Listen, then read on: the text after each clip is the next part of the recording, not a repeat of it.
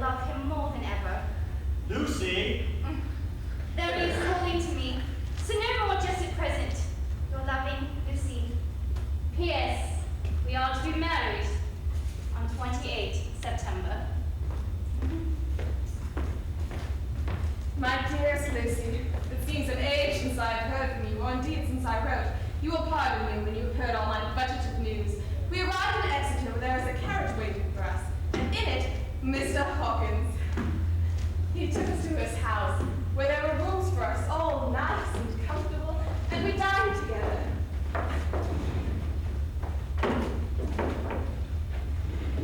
My dears, I want to drink to your health and prosperity, and may every blessing attend you both.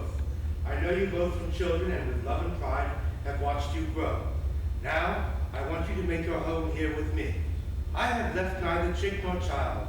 All are gone, and in my will, I have left you everything. I cried, Lucy dear, as he and the old man clasped hands. Our evening was a very, very happy one. So here we are, installed in this beautiful old house. I am busy arranging things and housekeeping. Jonathan and Mr. Hawkins are busy all day. Jonathan is a partner. And now I have told you all my news. Let me ask yours. When are you to be married? And where? And who is to perform the ceremony? And what are you to wear? And is it to be a public or private wedding? Tell me all about it, dear. Tell me all about everything. There is nothing which interests you which will not be dear to me. Jonathan asked me to send his respectful duty, but I do not think that is good enough from the junior partner of the important firm, Hawkins & Harker. And so as he loves me, and you love me, and I love you with all the moods and tenses of the verb, I send you simply his love instead. Goodbye, my dearest Lucy, and blessings on you. Yours, Mina Harker. 18 September. My dearest Lucy, such a sad blow has befallen us. Mr. Hawkins has died very suddenly. Some may not think it so sad for us, but we had both come to so love him that it really seems as though we had lost a father. I never knew either father or mother, so that the dear old man's death is a real blow to me. Jonathan is greatly distressed. He feels sorrow, deep sorrow, for the dear good man who befriended him all his life, and now in the end treated him like his own son and left him a fortune. Forgive me, dear, if I worry you with my troubles in the midst of your own happiness. But, Lucy, dear, I must tell someone, and I have no one I can confide in here. I dread coming up to London, as we must do that day after tomorrow, for poor Mr. Hawkins left in his will that he was to be buried in the grave with his father. As he left no relations at all, Jonathan will have to be chief mourner. Forgive me for troubling you. With all blessings, your loving Mina Harker. 22 September. The service was very simple and very solemn. Jonathan and I stood hand in hand, and we felt that our best and dearest friend was gone from us. Later we returned to town and took a bus to Hyde Park Corner. Jonathan thought it might interest me to go to the Grove for a while. But there were very few people there, and it was sad looking and desolate. So we got up and walked down Piccadilly. Jonathan was holding me by the arm, and I was looking at a very beautiful girl in a big cocktail hat standing outside Gilliano's, when suddenly he clutched my arm so tight that it hurt me. My God. I turned to him quickly and asked him what it was that disturbed him. He was very pale, and he gazed. That's a peculiar man. His face was not a good face, but hard and cruel and sensual. These big white teeth that looked all the whiter because his lips were so red. Do you see who it is? No, dear, I do not know him. Who is it? It is the man himself. I believe it is the Count, but he has grown young. My God, if this be so, my God, if only I knew. If only I knew.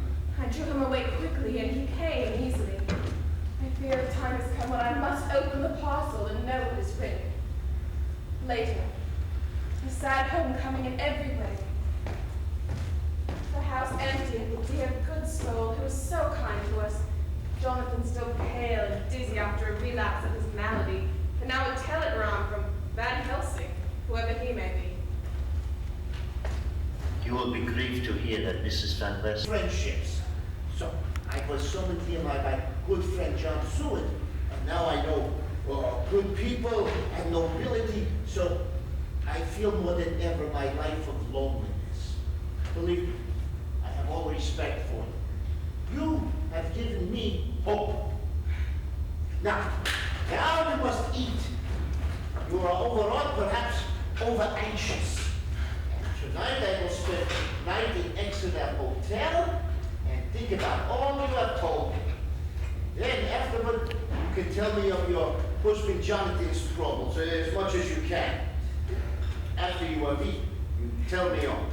Dr. Van Helsing, what I have to tell you is so strange that you must not laugh at me or at my husband. You must be kind and not think me foolish that I even half believe some very strange things. Oh, my dear child, if you knew the strange matters that bring me here, it would be you who would be laughing. I have learned not to think little of other people's beliefs, no matter how strange. I try to keep open mind. Thank you 1,000 times. If you will let me, I shall give you a paper to read. It is long, but I have typewritten it out. It shall tell you all of my trouble and Jonathan's. It is a copy of his journal when abroad. I dare not say anything of it. You will read for yourself and judge. So he took it with him and went away. And I sit here thinking I don't know what. 25 September, 6 o'clock. Dear Madam Mina, I have read your husband's diary. You may sleep without doubt.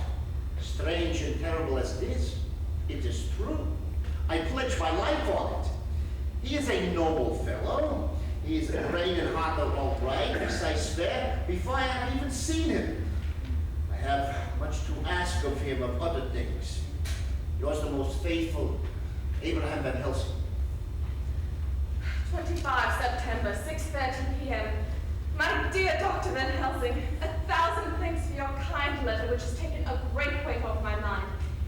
And yet if it be true, what terrible things there are in the world.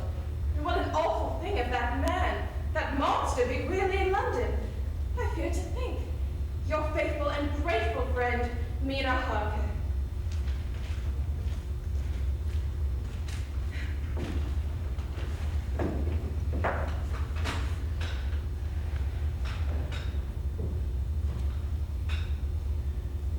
September. I never thought of writing this diary again, but the time has come. When I got home last night, Mina had supper, and while we had supped, she told me of Van Helsing's visit, and of her giving him the 2 diaries copied out, and of how anxious she has been about them. She showed me the doctor's letter that all that wrote down was true. It seems to have made a new man. It was the doubt as to the reality of the whole thing that knocked me over. But now that I know, I'm not afraid. Even of the Count. He had succeeded then in getting to London. And it was he I saw. He has got younger. And how? Van Helsing is the man to unmask him and hunt him out. He was, I think, surprised to see him. What? Madam Mina said you were ill, you had shock. I was ill. I had had a shock, but you have cured me already. And how? By your letter to Mina last night. I was in doubt, and everything took a hue of unreality. I knew not what to trust, even in the evidence of my own senses. Doctor, you know not what it is to doubt everything, even yourself. I learn more here every hour. I have read all of Miss Lucy's letters, and in them she speaks of you, so I know you from the knowing of others. Now, since last night, I know your true self. Take my hand, please. Let us be friends the rest of our life. Now, I want to ask you for some help. I have great tasks to do. Tell me you can help me. Look here, sir. Does what you have to do concern the Count? It does. Then I am with you, heart and soul. Perhaps you could come to town if I sent for you, and take back the Mina, too. We both will come when you will. I got in the morning papers and the London papers of the previous night, and while we were standing there, waiting for the train to start, he began turning them over. His eyes suddenly seemed to catch something in one of them, the Westminster Gazette, and he grew quite white. He moaned to himself as he saw something. My God, so soon, so soon. Oh. I do not think you remember me at the moment. The whistle blew and he hurried off to board the train, waved his hand and called out, Not too bad, Mina. I will write her as soon as ever I can.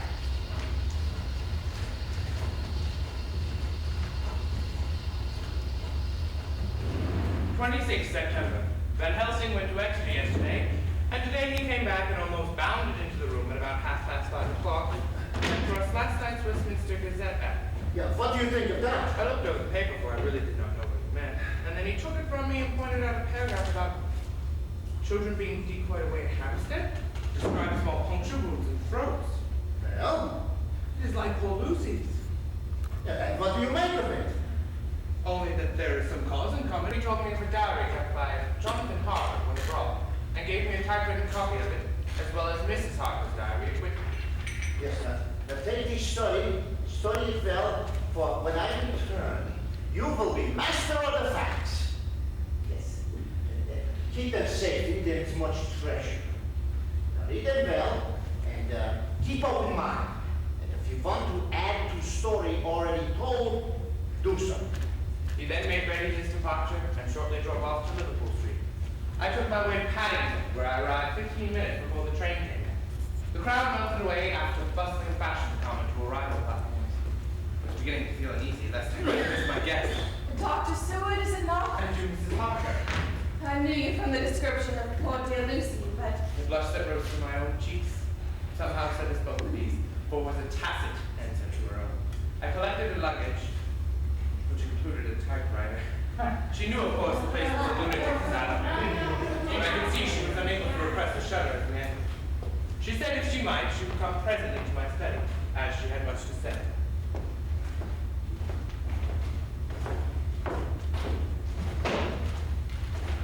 So here I am, finishing my diary whilst I wait. As of yet, I have not had a chance of looking over the papers which I have been left with me, though they lie open before me.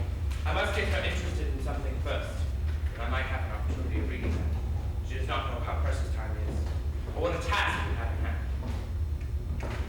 29 September. After I tidied myself, I went down to Dr. Seward's study. I stopped at the door as I heard him talking with someone. As he pressed me to be quick, however, I knocked at the door. Come in. To my intense surprise, there was no one with him. Forgive me if I kept you waiting, but I stayed at the door as I heard you talking and thought there was someone with you. Oh, I was only entering my diary. Your diary? Yes, I keep it in this. Why, this beats even shorthand. Now I hear it say something? Certainly. The fact is, I only keep my diary in it, as it is entirely, almost entirely, about my cases. It may be awkward, that is... You helped to attend dear Lucy at the end. Let me hear how she died. For all that I know of her, I shall be very grateful. She was very, very dear to me. Tell you what, Bridget. Not for the wide road. You see, I do not know how to find any particular partner. That's quite true, upon my honor. Do you know that although I kept a diary for these past months, never once struck me how I was going to find any particular partner, in case I wanted to look it up? Then, Dr. Seward, you had better let me copy it out for you on my typewriter. No. I should not let you know that terrible story. Then it was terrible. My intuition was right. You do not know me. When you have read these papers, my own diary and my husband's also, you will know me better. But of course you do not know me yet, and I must not expect you to trust me thus far. You were quite right. I did not trust you because I did not know you. But let me say, I should have known you long ago. I know Lucy told you of me. She told me of you too. Let me make the only atonement in my power. Take the cylinders to hear this. The first half dozen of personal to me will not horrify you. Dinner by then will be ready. In the meantime, I will have an opportunity of reading over some of these documents, so that I might better be able to understand certain things. 25th May. Ebb-tide and appetite today. Cannot eat, cannot rest, so diary instead. Since my rebuff of yesterday, I have sort of an empty feeling. Nothing in the world seems of sufficient importance to be worth